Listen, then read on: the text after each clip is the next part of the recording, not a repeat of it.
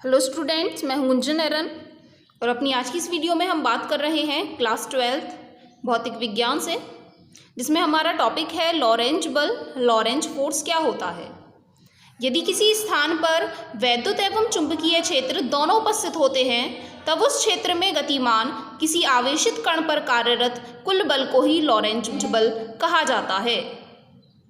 माना एक q आवेश का एक कण ऐसे स्थान पर v वेग से ही गतिमान है जहां पर वैद्युत और चुंबकीय क्षेत्र दोनों ही उपस्थित हैं। अब हम वैद्युत क्षेत्र को E वेक्टर से प्रदर्शित करते हैं और चुंबकीय क्षेत्र को V वेक्टर से प्रदर्शित करते हैं। तो यदि हम वैद्युत क्षेत्र के कारण आवेशित कण पर वैद्युत बल की गणना करें तो उसके लिए फॉर्मूला होता है Fe = QE वेक्टर। साथ ही यदि हम उस पर चुंबकीय बल की गणना करें चुंबकीय क्षेत्र के कारण तो उसके लिए फॉर्मूला होता है Q × V vector cross V vector. अब लॉरेंज बल दिया जाता है कुल बल के द्वारा, तो हम वैद्युत बल और चुंबकीय बल दोनों का योग करके उन्हें बताएंगे। तो इसीलिए हमें फॉर्मूला मिल जाता है QE vector plus Q × V vector cross V vector. यदि इन पूरे मानों में से Q कॉमन निकाल लिया जाए तो अंदर बचेगा E vector plus V vector cross V vector. यही होता है लॉरेंज बल के लिए फॉर्मूला F वेक्टर का। इसी के साथ नेक्स्ट टॉपिक है वैद्युत धारावाही चालक पर चुंबकीय बल क्या होता है। Magnetic force on current carrying conductor. यदि किसी एक चालक में धारा प्रवाहित हो रही है तब उस पर चुंबकीय बल का मान कितना होगा।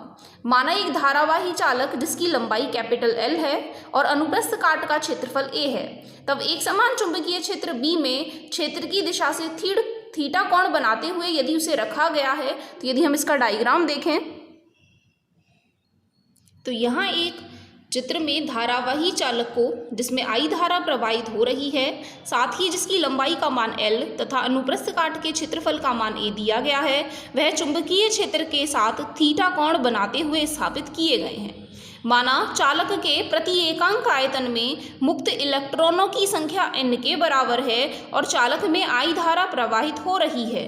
साथ ही मानकर के चलें कि मुक्त इलेक्ट्रॉनों का अनुगमन वेग जो ड्रिफ्ट वेलोसिटी है वह vd के बराबर है। तब हम अपने चैप्टर नंबर 3 में यह पढ़ करके आए हैं कि चालक में प्रवाहित धारा का मान बराबर होता है NEAVD के। तो इसे हम मान लेते हैं समीकरण नंबर 1, जहां n प्रदर्शित कर रहे हैं प्रति एकांक आयतन में मुक्त इलेक्ट्रॉनों की संख्या को, E प्रदर्शित कर रहे हैं आवेश को किसी भी इलेक्ट्रॉन पर, A प्रदर्शित कर रहे हैं काट के क्षेत्रफल को और VD प्रदर्शित कर रहे हैं अनुगमन वेग को। यदि हम चुंबकीय क्षेत्र के कारण प्रत्येक इलेक्ट्रॉन पर आरोपित लॉरेंज बल की गणना करके बताएं तो लॉरेंज बल के लिए F1 का फॉर्मूला बराबर होगा EVD × V sin थीटा के बराबर, जो कि हमने पीछे वाले फॉर्मूले की मदद से यहाँ लिख करके बताया है। तो लॉरेंज बल F1 का मान, क्योंकि यहाँ Q को हमने E से व्यक्त कर लिया है, तो Q × VD × V sin theta के बराबर होगा। यदि हम पूरे चालक का आयतन निकाल करके बताएं तो आयतन के लिए फॉर्मूला होता है क्षेत्रफल गुणा लंबाई। क्षेत्रफल का मान है A और लंबाई का मान है L। जब पूरे चालक का आयतन इतना है और एकांक आयतन में n इलेक्ट्रॉन है तो कुल मिलाकर के इतने आयतन में इलेक्ट्रॉनों की संख्या बराबर होगी कुल मिलाकर के आयतन और गुणा में प्रति एकांक आयतन में मुक्त इलेक्ट्रॉनों की संख्या। तो ये हमें पता चल जाती है पूरे के पूरे चालक में मुक्त इलेक्ट्रॉनों की संख्या NaL के बराबर है। अब यहाँ जो हमने फोर्स की गणना की है, जो बल का मान निकाला है, वो एक इलेक्ट्रॉन के लिए निकाला है। जब इतने सारे इलेक्ट्रॉन हैं तो कुल मिलाकर के इतने इलेक्ट्रॉनों पर लॉरेंज बल का मान निकालने के लिए इन दोनों की हमें गुणा करनी पड़ेगी। ये कुल इलेक्ट्रॉन है, यह एक इलेक्ट्रॉन पर बल है, तो कुल बल बराबर इलेक्ट्रॉनों की संख्या गुणा एक इलेक्ट्रॉन पर बल का मान।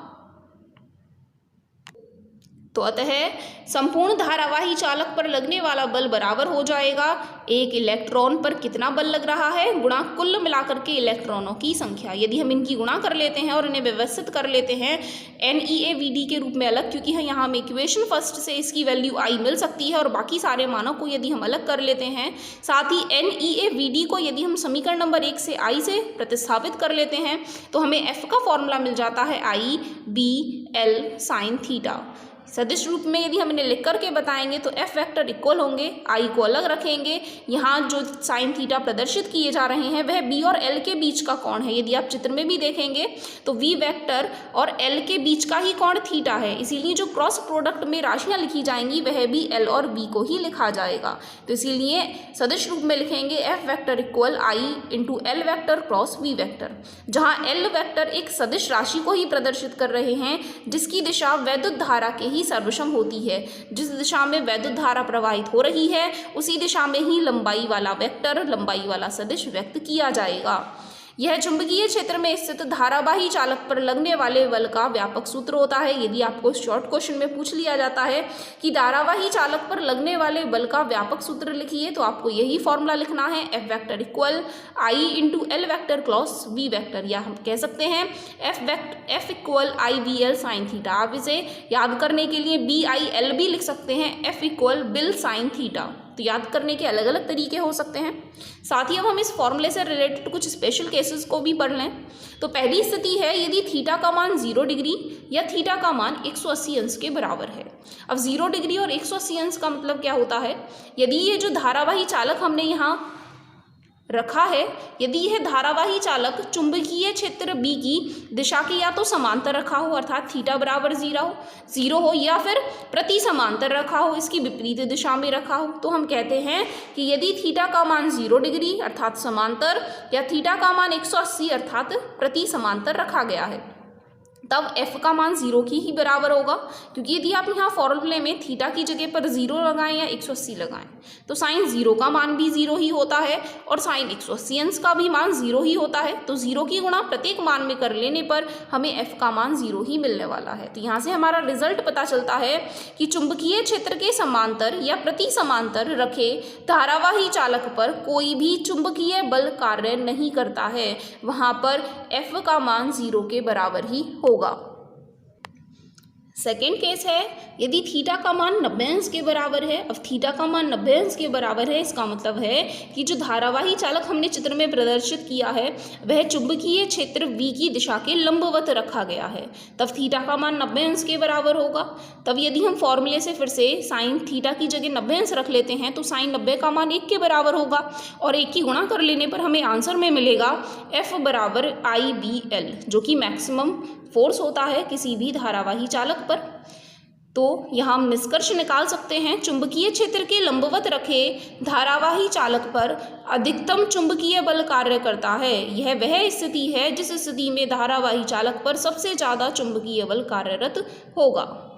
साथ ही आप इन फॉर्मूलों की मदद से बी की डेफिनेशन और निकाल करके बता सकते हैं। यदि हम अपने पीछे वाले फॉर्मूले को देखें तो यहाँ से आप देखेंगे कि b का मान हम बराबर निकाल सकते हैं f बटे आई एल साइन थीटा। यदि आप यहाँ से मात्रक भी निकालने की कोशिश करेंगे तो यदि हम यहाँ से b का मान निकाल रहे हैं f बटे आई एल साइन थीटा तो f का मान होगा मात्रक में न्यूटन, बटे में i का मात्रक न्यूटन और l का मात्रक मीटर होगा। साइन थीटा की तो कोई मात्रक हम लिख करके बताते ही नहीं हैं, इसीलिए यहाँ से b का मात्रक हमें फिर से मिल जाएगा न्यूटन बटे एम्पियर मीटर, जिसे ही टेस्ला कहा जाता है।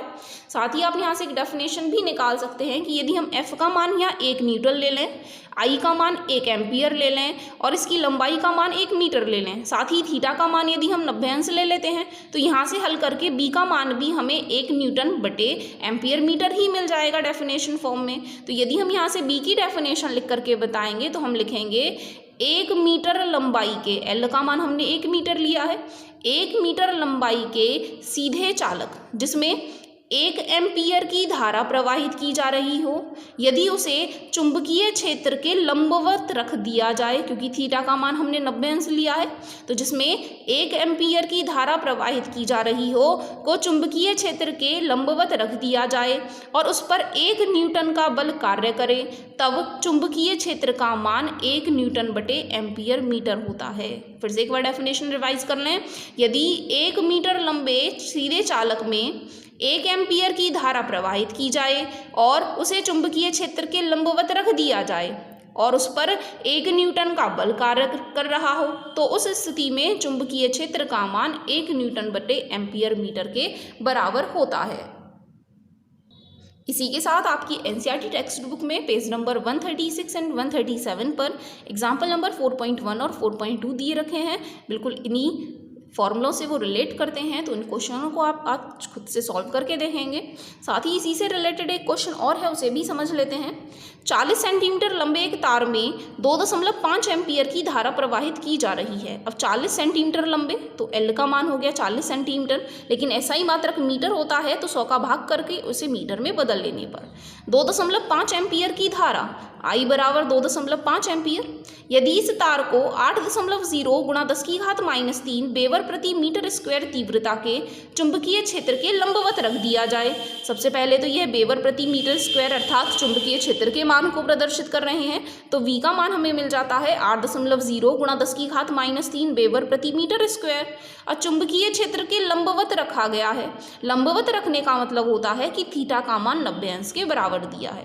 तो इस तरीके से आप क्वेश्चन को पढ़ते समय सारी की सारी वैल्यूज़ को यहाँ से फाइंड आउट कर सकते हैं। अब पूछ रहे हैं तो तार पर कार्यरत बल का परिमाण कितना होगा। अब बल अर्थात F का मान हमें ज्ञात करके बताना है। तो अभी अभी हमने पीछे फॉर्मूला पढ़ा जिसे हम कह रहे थे धारावाही चालक पर लगने वाला बल, तो वह बराबर था IL/B sin थीटा के। I की जगह I का मान 2.5 रख लेना, L की जगह 0.40, B की जगह 8 गुणा 10⁻³ और थीटा की जगह 90 अंश लगा लेने पर यदि हम इन सभी की कैलकुलेशन कर लेते हैं तो हमें आंसर में मिलेगा 8.0 गुणा 10⁻³ और बल का मात्रक होता है न्यूटन। तो इस तरीके से इस फॉर्मूले से ही यह रिलेट करता है क्वेश्चन। हमें सीधे सीधे सारे मान दे रखे हैं और किसी एक राशि का मान उन्होंने अज्ञात रखते हुए उसे पूछा है। तो इस तरीके से ये क्वेश्चन कंप्लीट हो जाता है। साथ ही अपनी आज की इस वीडियो में इतना ही। हम अपनी नेक्स्ट वीडियो में बात करेंगे एक समान चुंबकीय क्षेत्र में आवेशित कण की गति कैसे होती है। तो आज के लिए इतना ही। धन्यवाद।